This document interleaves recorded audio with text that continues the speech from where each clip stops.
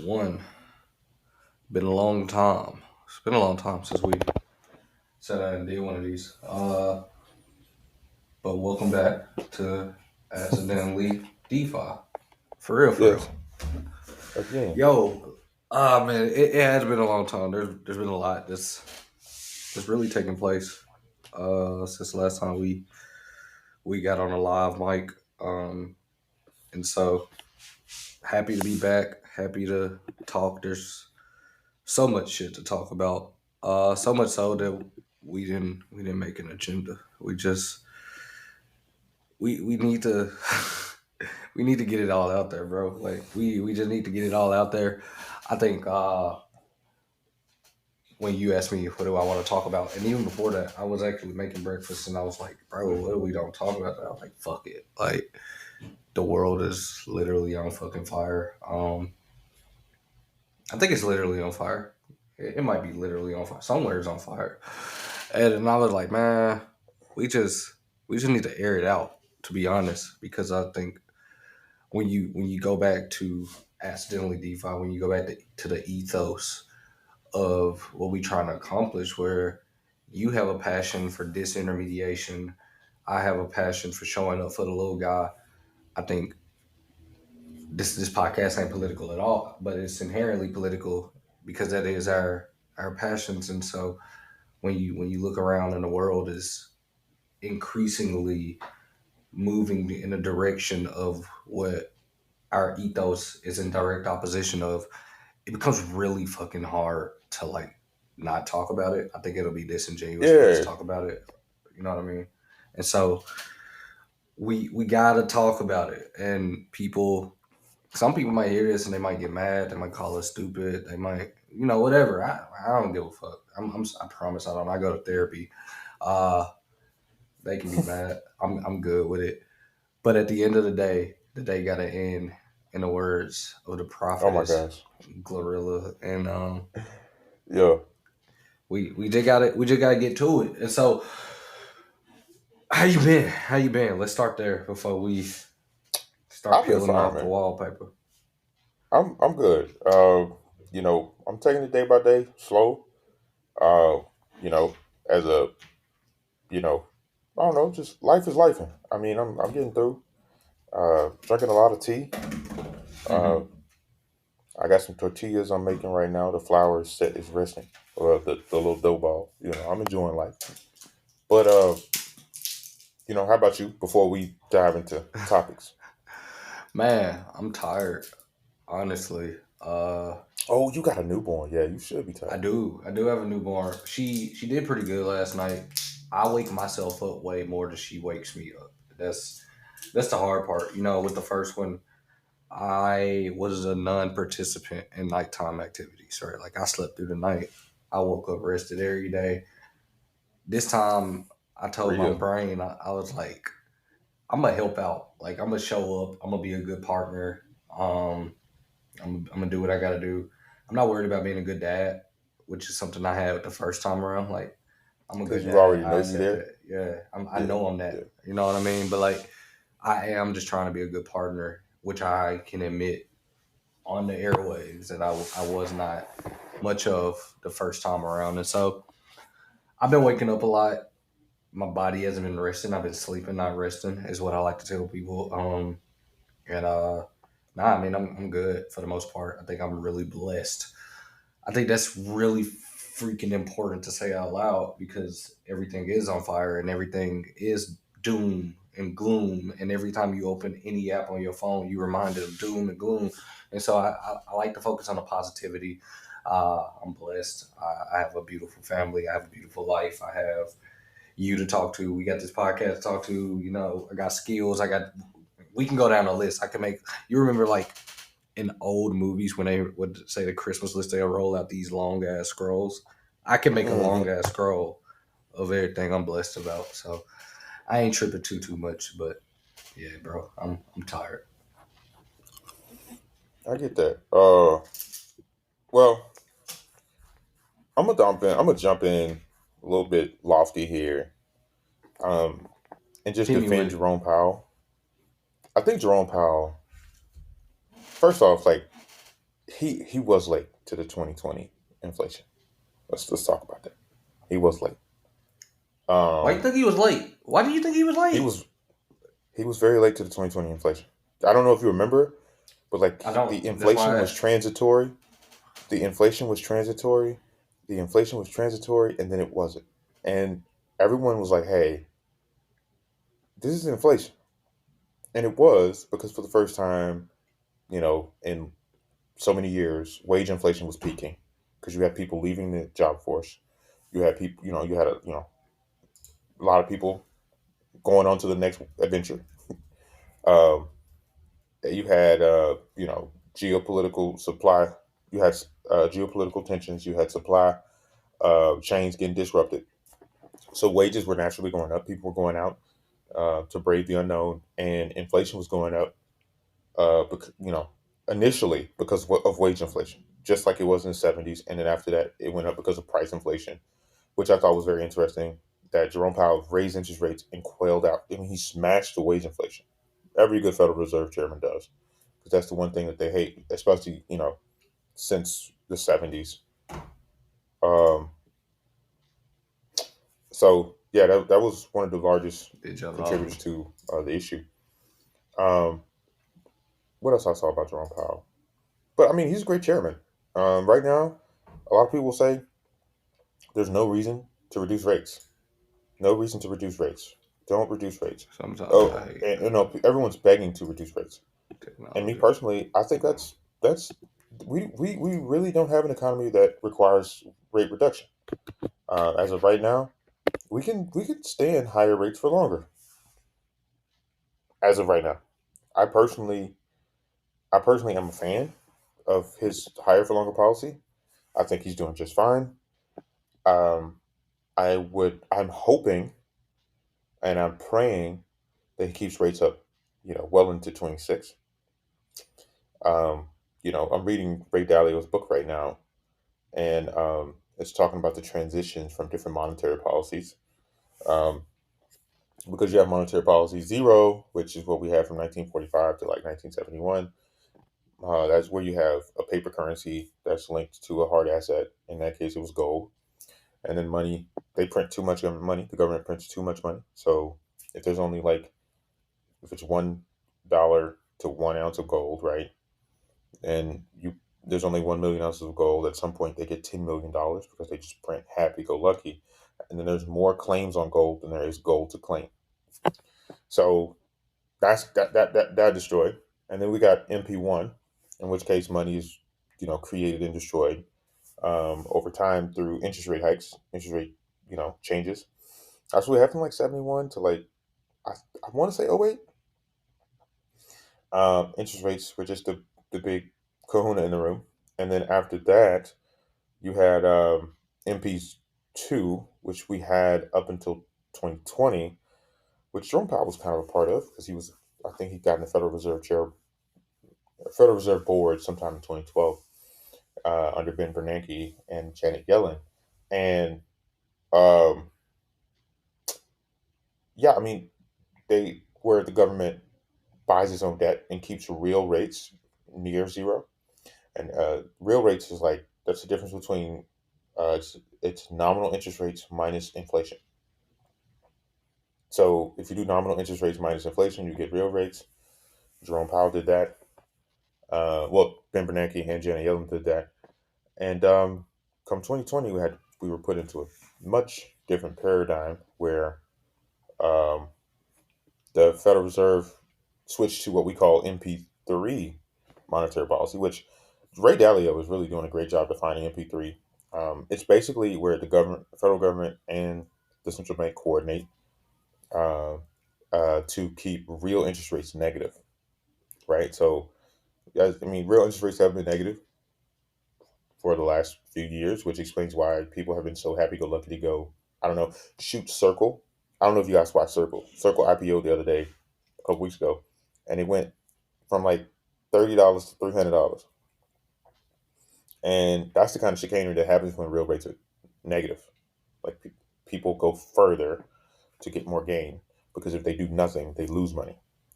So Jerome Powell is doing a great job because right now by keeping rates so high, real rates are actually positive um, in this MP3 monetary policy. And of course, everyone knows that that's only going to last so long. But and everybody's waiting on him to start buying debt. Everyone's waiting on him to do that, pull the trigger. But as of right now, he's the only person that's holding private equity firms at bay. He's the only person holding all the evil forces in our economy at bay. So I appreciate Jerome Powell, even though he was late to the 2020 COVID. And while your connection was out, I explained a lot about monetary policy, and what he represents. I just want to He is know. Jerome Yeah, Powell represents the transition from MP2 to MP3 monetary policy, which will probably be in existence for at least the next 10 years. I just want to know why you think he was late, and hear He me out was before late. you hear me out before you jump in. I think a lot of people. I'm not gonna say we all because I didn't even know about it at the time. But looking back, looking at all the conversations, the headlines, everybody thought it was transitory when inflation hit, and everybody thought like this ain't gonna last. And this is actually what got me into economics that period of time because I started to recognize I was like, wait, this looks like it's here to stay. This looks like it's sticky. This looks like people are taking advantage of the opportunity as capitalists should. If you subscribe to capitalism, like I got the opportunity to raise prices, I got the opportunity to do whatever. I got the opportunity to cut costs because we switched into remote work. I got the opportunity to you could lay it all out there. People jumped on opportunity, and I was like, "Yo, this looks bad." And So there were I'm gonna there let you were a know. lot of conversations in my sphere that were like, "No, bro, you don't know what you're talking about. This ain't bad. Like this transitory. Like this ain't gonna happen. There's no way. They're not." And I was like, "What the like, bro? Like I might not be an economist. I might have slept through every economics class I attended, Hmm, but I'm not dumb. And okay, this is something else." bars. So the 2020. So we were most familiar with the 2022 inflation. That's when we got the 9% print, the 10% print. If you look at true inflation, June or July, I can't remember, of 2022. But that's not where inflation started. We were seeing inflation creep back into the U.S. economy. I want to say it was like May of 2021. I was like, hmm, what's that? I was like, I'm reading these numbers. I'm watching Powell get berated at Federal Reserve meetings about the latent inflation, and he keeps saying it's transitory, and I'm like, okay, maybe it is. And then we wait a few months. I think June went down a little bit, and they were like, see, Jerome Powell's right. And then come July, boom, back up. They were like, oh wait, and I think inflation got to 5%, and they kept wanting to tell us it was transitory. But when you looked at the data, you saw wage inflation. There was if people are making more money, they're going to spend more money. We had the supply chain situation. There was more money going around. People were wealthy. We was doing the stimulus. We was doing the child care money a month, everything, all that helicopter money, which is good, especially when it's going to regular people instead of billionaires tax cuts. Uh, but that helicopter money was going around, and you had more money chasing fewer goods. That's inflation. And he kept saying it was transitory until I want to say it was December 21. He came out with a face, and I was like, oh, shoot, he knows. And then January 21, I was off work. I'll never forget it. He raised interest rates 25, or it was 50 basis points. Or 75, could have been. It was really high. It was high for the time. And the whole world was just like, what the fuck? And I remember looking at my ether, sitting at ether was probably like 4 grand at this time. Boom, correct. Like we was going down, and everybody was like, "Oh, it's not over. The cycle not over." And I remember what we had. Something blew up in March. Terra Luna in FTX. May. Terra Luna blew up in May. Three Arrows Capital blew up in June. FTX blew up in November. Whole time he's raising interest rates like fast as hell. I think it was 75 basis points a meeting. Um, so yeah, but at the end of the day, he did a great job because by the time he was started raising interest rates, greedflation began to be the core of inflation rather than um, you know wage inflation, which is the bad part, and right? I Because like Americans and I haven't want gotten a to and I wage. want to challenge that. I do want to challenge that. I think yes, we can say in hindsight he was late. I guess I haven't really got a challenge except to defend why he was late, right? Like you looking at it and you like, bro, He was late trying to give Americans a wage inflation. he was like, Was that bro, this transitory, like this COVID shit that's happening, people not going to like. All of us felt like we were just so close to it being over for so long, and at a certain point, you got to just like. It's kind of like when you got people in your life where it's just like you keep defending them, you keep defending them, you keep defending them, and then all of a sudden, like at a certain point, you got to be like, bro, you just trash. You know what I mean? And so he was just yeah like, wait, I keep hoping for the best in this situation. Yes, I see these firms raising their prices and I see the wage inflation and I see this and I see that. But all of this goes away the second we lift up these restrictions. And then then you finally get to a point where you like this shit ain't going nowhere. Like it's here to yeah stay. And then he's like, all right, we gotta pull the plug. And so I mean, I'm a big Jerome Powell fan now. I think he's done a tremendous job with this soft landing. Nobody thought he was gonna get this shit right. Nobody, and he stayed the I course. will hold on. I think I was a fan of the soft landing. I think I Okay, was on record okay. as a fan of the soft landing, and the only reason why is, like I said, you got that top 10% of American. Those guys are spending like crazy. I As long told as you. they're comfortable with their 30-year fixed interest mortgage rates. Uncles he can't affect them. And then even people who buy now, who could have afforded to buy in this kind of environment, people who buy now, when rates go negative again in probably 12 to 18 months, they're going to refinance, and then 6 7 years down the line, they're like, oh my gosh, we need to tamper out spending. They won't be able to affect those guys. People will be protected.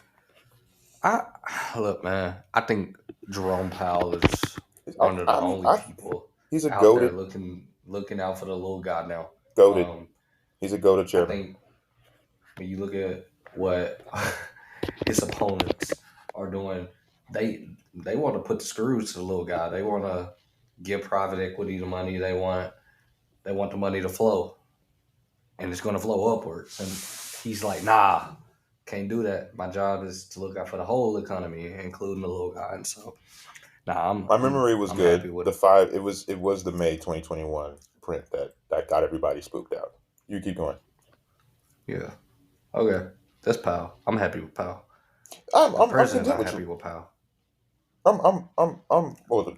Well, that's a whole other conversation. I mean, Trump knows the game he's trying to play. I mean, Trump knows the game he's trying to play right now. Trump needs to refinance what $10 trillion in U.S. debt, and it's not going to be freaking possible at, well, if you do it at 4.5% interest, you know, and that's part of the reason why they're raising the debt ceiling. I just read an article this morning. They're raising the debt ceiling. It was initially 4 trillion. Now they're going to do 5 trillion. They're going to do a $5 trillion debt ceiling raise because they know the interest on the debt after this refinance is going to take up what 60% of that. So Yeah. I mean, I just think personally there has to be some kind of account for like the fact that this guy's just trying to refinance debt like he's a real estate guy. But the difference is he's he's the president, and then I think the him berating Jerome Powell is crazy. Him trying to appoint a successor 12 months, 11 months before Powell's out is crazy. Um, Trying to alienate him trying to call for his, you know, I think it's crazy. But that is what Ray Dalio says is a hallmark of MP3, which Jerome Powell represents that transition. When he gets out of office, we will be officially an MP3 economy, or monetary system, where our Federal Reserve is going to be transitioning or becoming fully politicized. Trump is already doing it. People are already doing it. People on the street did not know Ben Bernanke's name in 2008, but everyone knows who Jerome Powell is, and that's because the president is making sure you do. And it's the politicization of the Federal Reserve. It's coming slowly because Jerome Powell is not letting it come. but it's coming. Yeah, man. Look, I think we're barreling toward an uncomfortable future. I think we got 3 more years. We got 3.5 more years of this shit, right? Like we I did crazy. we still gotta, yeah, like we still gotta go through it. I love what Breaking Points has always they've always said is they don't think anybody can replicate what the Orange Man has done, because they don't have his gravitas, they don't have his charisma, they don't have his pull, right? No one can. We better hope that's true, right? We have to hope that's true because the way I we're think currently barreling is toward an autocratic system, man. And when you can when you politicize when we get to MP3, right? Then the president can be like, bro, I told you to print this money. I told you to lower these rates. What the fuck right. is you doing? Like I mean, and the that's thing about it bad. is, and the thing about it is, this is you know just just conflicts of interest. We know you're investing in crypto because we can see it. We Right. know you're a real estate guy. Real estate is nothing but debt and interest rates. We see you. Right. All you're focused on is boosting your own net worth because Right. and at the end of the day, like that's cool. You know, if we was in like a homogenous autocratic, you know, but this is not that. This is these 50 nifty United States, and so I don't know. I think We can he's cut rubbing off me Florida. he's I'm rubbing me a little joking. bit the I'm wrong. joking. Oh yeah, he's Ah. he's rubbing us the wrong way. I mean, we sacrificed the nuclear non-proliferation treaty just so he can go and bomb Iran. Now countries with whom we are hostile to, the NPT certifications means nothing. The international with the Agency of Energy or something. I don't know, the IAEA or whatever. They it means nothing to be approved by them because then the U.S. can still bomb you, and that's the whole point of having that was so the U.S. can bomb you. And then we destroyed the dollar hegemony with the tariffs.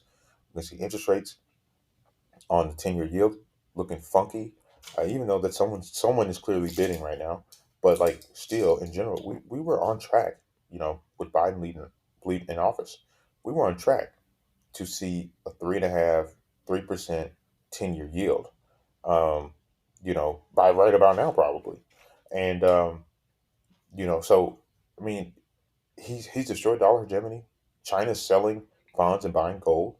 That is atrocious because the only reason why the U.S. managed to be the global reserve currency, well, no, it's not the only reason, why we became a global reserve currency, one of the many reasons why we became a global reserve currency, is because we had the world stockpile of gold.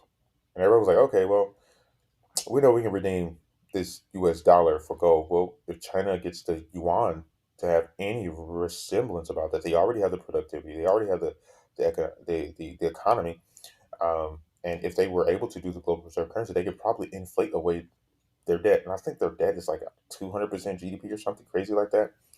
But like they're already at MP3. That's normal for them. Transitioning to MP3 is what's rocky. So What do you think about Jerome Powell saying that we're still the reserve currency and we'll be that way for a good little minute? I completely agree with Because with that. you've been hard on it for in the background. You've been hard on it So for so months. so what but I'm gonna answer both of those questions. Jerome Powell is correct. We will be the reserve currency because as of now, our courts are not corrupted. Um, you can't use as of now. You can't use the Chinese yuan because if you use Chinese yuan for business, you got to settle all your laws in China, and the Chinese laws are going to lean toward the Chinese Communist Party. You can't use that because in Europe you can't use the euro because in Europe it's going to lean toward the European Union, right? So where can you go that's going to protect private property more than the U.S. dollar? Ethereum, but we got time on that. So like um, that's why it's going to remain the reserve asset, and with the stable coins being proliferated, there's a great chance. We've already seen people increasing their dollar reserves and selling euros, getting rid of euros. We see countries and humans, like individuals, switching toward U.S. dollar stablecoins and Bitcoin. We're entering a world where you know the store of value asset is no longer the U.S. Treasury. So, but the global reserve asset is still the U.S. dollar. So what that means is people will not save in dollar denominated debt. They will save in gold, or Bitcoin, or Ether, or whatever they choose.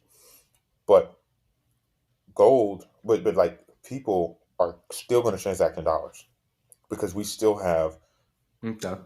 the only nation that respects private property rights, you know, and business rights the way it does.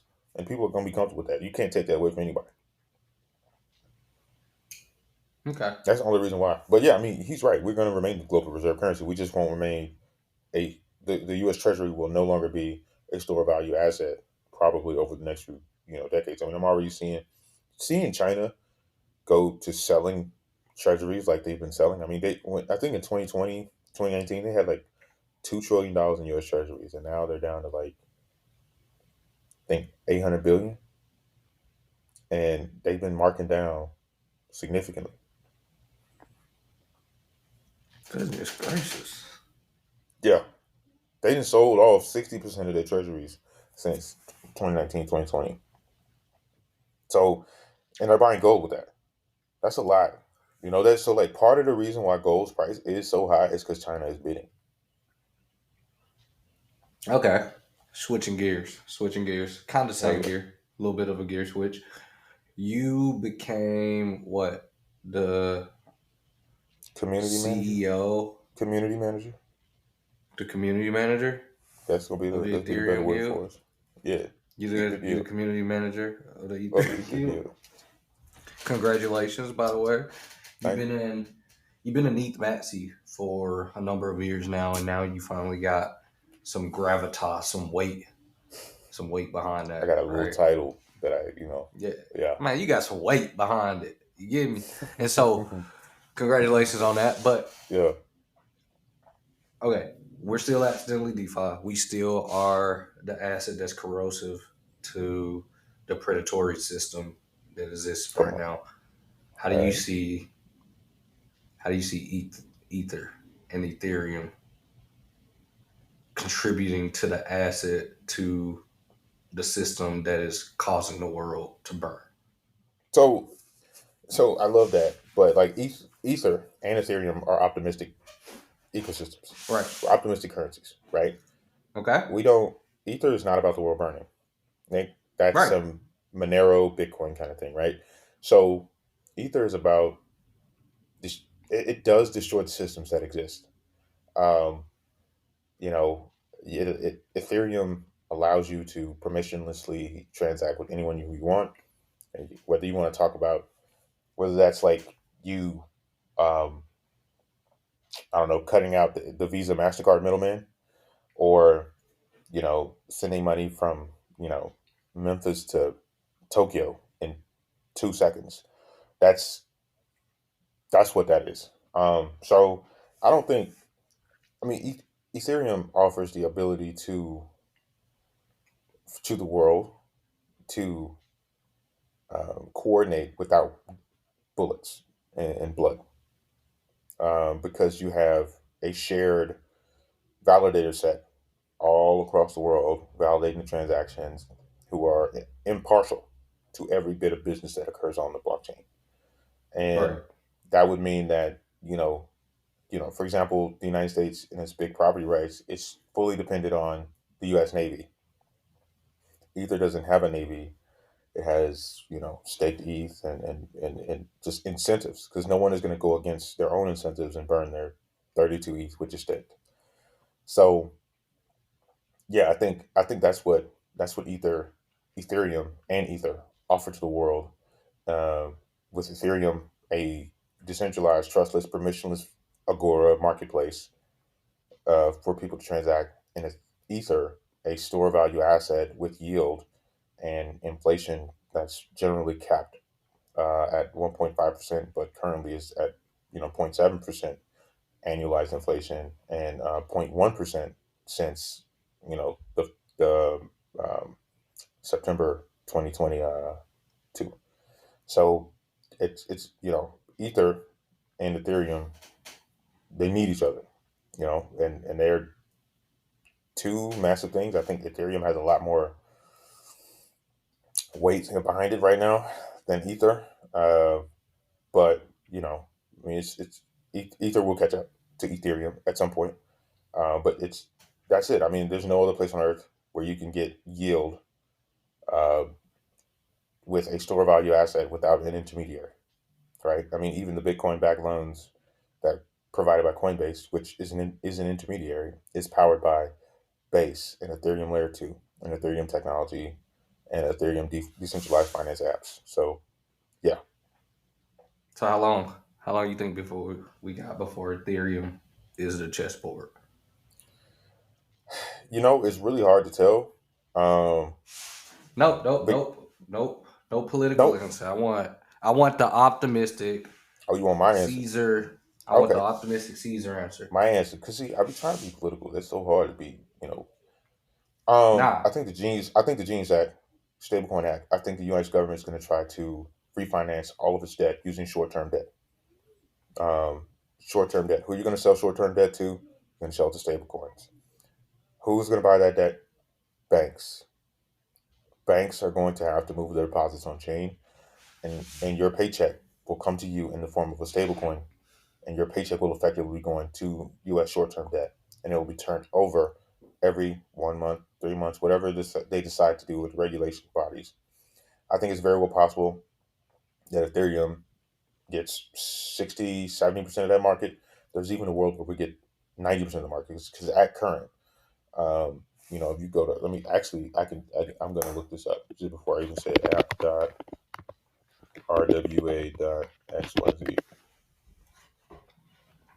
Um, Come on, internet. What you doing, cuz?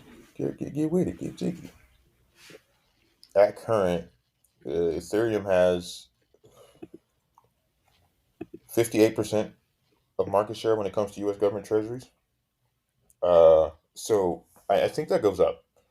And that's not including layer twos, of course, because if you include layer twos, it's 81% of U.S. government debt treasuries are on Ethereum. So I think in the long shot, in the long world, um, if Trump has his way, I think by the time he gets out of office, Ethereum is a chessboard. I think he's going to make Ethereum so central to global finance, global business, stablecoins, so necessary for the U.S. government that Ethereum, among other smart contract platforms, um, but Ethereum mostly because it is the most decentralized, the most trustless, and has the least counterparty risk. Probably no counterparty risk, honestly. Um, that's what's going to happen here. I genuinely believe we could be looking at. Everyone keeps saying like $4 trillion in stable coins, and in 2 years, no, five, six, all on Ethereum, all on payments. It's going to come fast. It's going to come quick. It's going to come in a hurry, and I don't think we're ready for. I keep saying Ethereum has reached escape velocity, and we don't know, and it's because like we're like when you hit the the exponential curve, it's flat for a long time and then it starts coming up. And then that first moment where you're moving up, you don't know. Ethereum is in that very first moment. Bitcoin was there 5 years ago. Ethereum is there now. And so as we hit escape velocity, I think, it's going to happen. And Ether's price has to be a certain level versus all of the assets that it secures. Because otherwise it's not secure. So, like, yeah, in theory. But currently, I mean, what is Ethereum barely $300 billion market cap? So, Um, I don't know. I Ether probably $2.5 trillion, maybe, to sustain $5 trillion in assets on Ethereum. And we're just talking about stablecoins. We're not even talking about what they do, because when you create debt, that's an asset too. So when someone borrow, you create credit. That's an asset too. So it's 5 trillion, but we're not even rehypothecating. You know, so Oh, yeah, I mean that's my bullish answer. I think before Trump leaves office, the chicanery that he's going to engage in with between him and the Federal Reserve Chairman that he elects next year will put and let's not forget that he's launching his own stablecoin on Ethereum, USD1. It's already there. It's already there, sitting waiting. So I mean, what do you think he's going to do? I mean, this man, we've watched him for how long has he been alive? 70, 80 years. We've watched him for 60 years as a spotlight, and he's the most egotistical, maniac that I've seen in my life. And he's so entertaining. I love him. I hate him because he's so funny. Uh, yeah, I mean that's this. I've seen him. I know who Donald Trump is. There's no way nah, around it. Five trillion dollars, nah. man. 5 trillion, and I feel you. we're not even talking about DeFi at this point. We're just talking about stablecoins. You heard it here first. The bull case from Caesar. You feel me? In case anybody's wondering, his predictions are I'm ready to be normally wrong, not. man. His predictions normally aren't that far off. So bull case by Caesar. I Damn, won't ask him the bear case. I am pretty accurate. Okay, keep going. Bear case. I'm ready for bear case. No, we ain't doing the bear case this time. Oh, I was gonna say I thought you was Last, gonna ask me a bear case. I was like, I got a bear case too. no, I don't want the bear case. We talk about the bear case enough offline.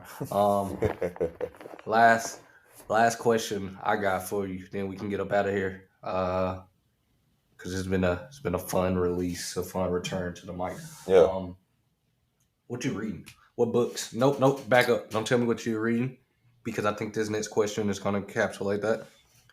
What would you tell people to read if somebody came to you right now and said, "Hey, what should I be reading?" What would you tell them?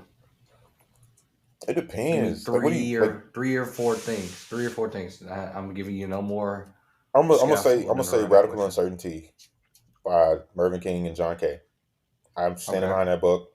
It is wisdom in a package. You don't have to. You can learn. You can read that book. You don't even have to invest. It's about life. It's about decision making. It's literally called. It's called Radical Uncertainty: Decision Making Beyond the Numbers.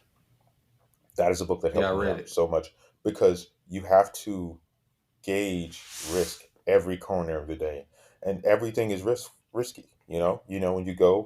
When you go to the store and you got to pick between a green apple and a red apple, there is risk there.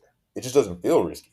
You know, so I mean, of course, I would have picked the yellow apple, but that's on you. I'm just saying, Radical Uncertainty is probably it's a book that really changed my life, and it came to me at a time when I needed it because I was having my first child, um, and it really affected He the got way. six now. Yep, it's crazy. Uh, it really came to me, affected the way I thought about the world and everything around me.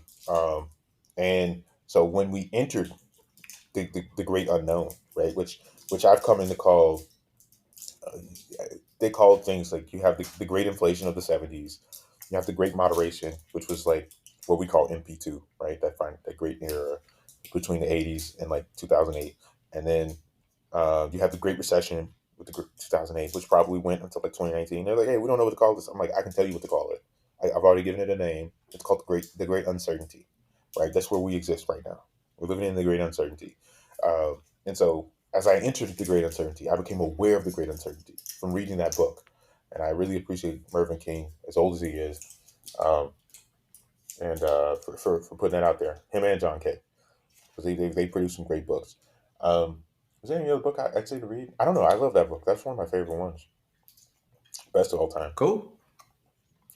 Yeah. Cool. What do you read? Yeah. What am I reading? Yeah, Uh, you always read some. I know you got a baby right now, so you might not be reading. I've been playing a lot of chess. You might But I read am a reading chess book. something. I need to, but I'm not. Game theory and Oh, you've told me about behavioral this. economics. Yeah, been reading game theory, behavioral economics. Since I've gotten more and more into trading on a day-to-day basis, um, I figured out. Well, I was actually listening to some more established traders, and they started talking about game theory, and I was like, "Shit, I know game theory." And so I was like, "I know game theory." And then as I started like understanding how they're using it, they're probably using it different than how I was using it. One lady, she really much explained it like, yo, if you have a big win, game theory tells you that you're about to have a big loss, right? Like, In don't theory. get a big head. Yeah, and I was like, huh. I was looking at it more from the lens of like, all right, Nash equilibrium. What is the strategy that you know what I mean? Like looking at support and resistance zones, understanding that most people are probably set up. They're probably seeing the same support and resistance zones as me. When you look at candlestick patterns that are very prominent, like the engulfing pattern, you're like they're probably seeing the same engulfing pattern as me. So based on that, what's the best strategy moving forward if we're all seeing the same thing? How do I maximize my maximize my strategy and maximize my payoff? And so that's how I originally was coming at it. The book has not challenged me on that much yet. The one thing that the book has introduced, which I'm very grateful for, is cognitive biases. I think Hmm. I've been big on cognitive biases probably for the last 4 years, and so I think the biggest thing really, about cognitive bias is not even a break. Like another thing for people, read this the type of material because you gotta identify your own cognitive biases because you have them. Like that oh yeah, was. over Keep going. overconfidence, massive, right? Like a lot of people suffer from the overconfidence bias. We don't even recognize the herd mentality as a bias. We don't Bro, recognize. this We don't is it recognize. is so serious. Keep going. A lot of people do narrative driven trading, right? Like we just jump on a narrative. Meme coins, right? Like I'm done shitting on meme coins. They are what they are. They exist and they aren't going nowhere. But understanding that the narrative is what drives price on meme coins. Narrative is what drives price on a lot of Agreed. equities and assets. And so I think once you really start to unpack a lot of that stuff, once and I have as I started going through this book, like it was funny because like I know all of this, I know all of this, but to have somebody like really put it together and say like, bro, look at all of this, I was like, oh shit. The one thing I don't love about the book is you could pretty much tell he's a Python developer going through the book because he keeps like, yo, you need to use this Python script, and I'm like, I don't motherfucker, like I'm here to learn game theory and behavioral finance. I ain't trying to learn the Python, whatever right now. We got vibe coding for that. I'm joking, half joking, partially joking, but it's cool. It's been cool. So between that, there's another book I was going through. Oh, Hansen on Keynes, really breaking down some of Keynes's finer points. I think especially right now, man. I think Keynes might be somebody that I'm really gravitating to. About to start looking for some works by a couple of those economists I sent you earlier this week. I want to go through Hmm. some of their work. I really want to understand what they're talking about from a collectivist standpoint and shit like that. It's a lot of my world is revolving around finance, economics, and chess. Like when I'm not with the family, it's finance, economics, and chess, and so That's all it is, that's bro. that's where I'm at. You know what Kobe said. Sometimes you got to be obsessed to be great. Yeah, bro. And I'm trying to stay obsessed. I'm super locked into it because I think obsession is the only way you get beyond great, right? Like nobody Hmm. accidentally becomes in that GOAT class. You gotta put in the hours. You gotta put in the time. You gotta be obsessed. Nobody does it by accident, and so I'm just locked in. Yeah. All right. Well, I'm just to end it out. I'm reading Ray Dalio's latest book, which is really just a summary of all of the two other books that he just recently written about the changing world order, whatever. And it's basically the book is called How Countries Go Broke. It's really good. I mean, I'm very familiar with all the material in it, but like sometimes you need to pad your thesis, and it's nice to get someone else's fresh take on it. Um, but the book that I'm really enjoying right now is America Aflame. That thing is crazy, bro. Like I just like learning that Christian That's the evangelical the Christian. Yeah, evangelical Christians in the U.S. and how they operated in slavery and how they, single handedly, led to the Civil War. And it's just this idea that we failed to separate church and state. And even to this day, we fail to separate church and state. I mean, this is not a repudiation of evangelical Christians. Well, it's not because the guy said it. It's not that. He said it's a repudiation of the inability to separate, you know, church and state. And he was like, they just couldn't. They were like, hey, as long as those people down there are beating on those slaves and have slaves, America can't reach its manifest destiny. And in the South, they were like, hey, as long as those people continue to hate us for owning slaves, America cannot reach manifest destiny. And so it's like our God, the God I go to church for, the God I go to church for in the Southern Methodist Church says it's okay to have Hey, my slaves. take profit hit. Good Oh, job. price is running. Price is running. Just a little bit. So so Anyway. so he's like, and in the North, they was like, hey, owning slaves is bad, so we can't do it. And they was like, then there's this guy, he was like, we got to follow the higher laws. And, God's law is higher than the Constitution law. And it's thinking like that led us straight to the Constitution.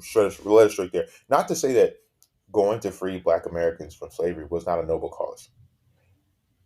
It's just saying at what cost to the Union. And to this day, Americans fantasize about breaking up the Union sometimes. We even had that movie come out and we're like, what kind of American are you? Kind of ordeal. And it's like, we don't need to fantasize about breaking up the Union. We need to figure out how to meet in the middle about these things. And this one quote that he got in the book, he said, if democracy depends on every man's individual interpretation of the word of God, we have fallen into anarchy. And that is the truth.